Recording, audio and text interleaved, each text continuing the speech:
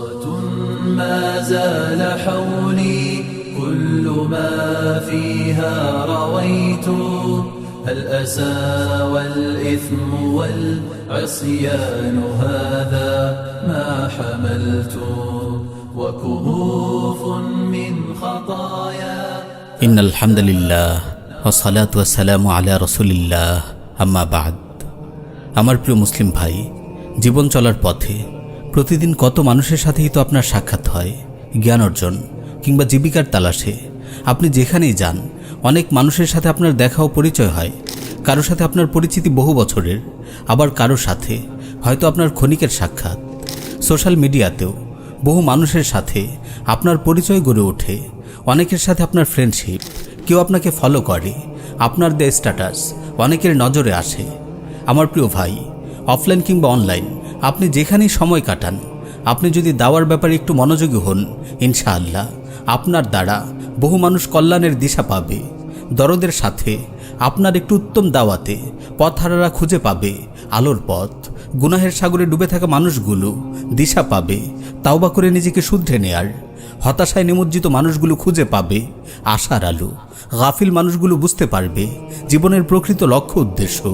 আমার প্রিয় ভাই, আপনি দাওয়ার কাজ অব্যাহত রাখুন, যেন আপনার দ্বারা আপনার পুরো পরিবার পরিজন, আপনার সকল আত্মীয় স্বজন, আপনার মহল্লার সবাই আল্লাহর আনুগত্য পালনের শিক্ষা পায়। এমনকি যার সাথে আপনার ক্ষণিকের সাক্ষাৎ হয়, সেও যেন আপনার থেকে কল্যাণের সবক পায়। আপনি আপনার চারপাশের পরিচিত মানুষগুলোর দিকে চেয়ে দেখুন, আপনার কত সহপাঠী বা সহকর্মী সালাতের ব্যাপারে উদাসীন, কত যুবক হারাম রিলেশনে মত্ত হয়ে আছে, কত লোক মাদকাসক্ত হয়ে পড়ছে, কত মানুষ মন্দ কাজের প্রচার করে বেড়াচ্ছে।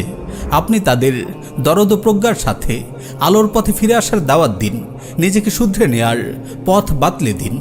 প্রিয় ভাই, আপনি সুন্দরভাবে গুছিয়ে কথা বলতে পারেন, তো কথা বলে দাওয়ার কাজে ভূমিকা রাখুন। আপনার এক একটি কথা যেন হাজারো মানুষের সুপথে ফিরে আসার উপলক্ষ হয়। আপনি ভালো লিখতে পারেন, তো লেখালেখির মাধ্যমে দাওয়ার অঙ্গনে ভূমিকা রাখুন। আপনার লেখা পড়ে যেন অন্যরা সত্যকে অনুধাবন করতে পারে। আল্লাহ আপনাকে ইলম দান করেছেন, আপনি মানুষকে ইলম শিক্ষা দিন।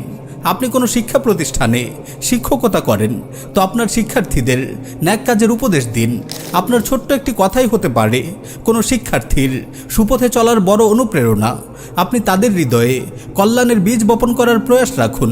আল্লাহর অনুগ্রহে এক সময় আপনার এই শিক্ষার্থীদের অনেকেই হয়ে যেতে পারে যুগের শ্রেষ্ঠ দায়ী, মানব কল্যাণে যারা অগ্রণী ভূমিকা রাখবে, উম্মার জন্য যারা বড় অবদান রাখবে।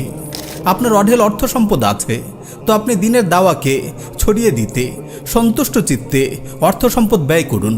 আপনি দিনী মক্তব মাদ্রাসা পরিচালনায় আর্থিকভাবে ভূমিকা রাখতে পারেন, দিনী বই বিতরণ করে মানুষের মাঝে ইলমের খোরাক যোগাতে পারেন। আপনি কন্টেন্ট ক্রিয়েটের কাজ জানেন, তো ভালো ও শিক্ষণীয় কন্টেন্ট বানিয়ে দাওয়ার কাজ করুন।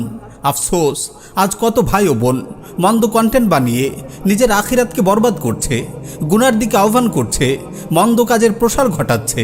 সামান্য কিছু অর্থের জন্য নিজেকে কত অশ্লীল ও মন্দভাবে উপস্থাপন করছে, অথচ তারা ভালো কিছুর প্রচারকও হতে পারত।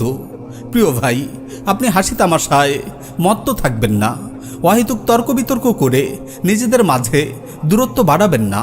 সকল মুসলিমের সাথে ভ্রাতৃত্বের বন্ধন অটুট রাখুন, একে অপরের প্রতি কল্যাণকামী হন। আমার প্রিয় ভাই, আপনি অনর্থক কাজকর্মে লিপ্ত না থেকে ন্যাক আমলে সচেষ্ট থাকুন। আপনার কথা থেকে যেমন মানুষ সুপথে ফিরে আসার শিক্ষা পাবে, আপনার আমল থেকেও তেমনই তারা পরিবর্তনের শিক্ষা পাবে। সালাতের ব্যাপারে উদাসীন ব্যক্তিরা যেন আপনার আহ্বানের কারণে সালাতে অভ্যস্ত হয়ে উঠতে পারে।